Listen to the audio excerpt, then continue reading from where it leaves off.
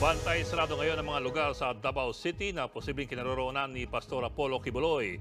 Nakantabay pa rin ng mga pulis Davao sa pag-aresto ng Senado sa pastor. At live po mula sa Davao City, nasa frontline ng balitang yan si Mon Gualvez. Mon, kamusta ang sitwasyon dyan?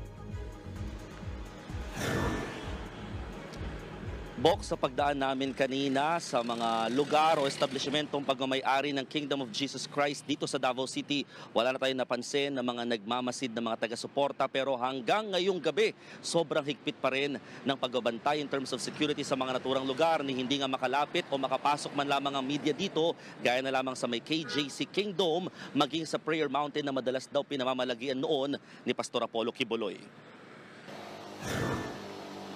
Sinubukan ng News 5 na puntahan ngayong araw ang Prayer Mountain sa Tamayong, Davao City para sana makausap si Pastor Apollo Kibuloy.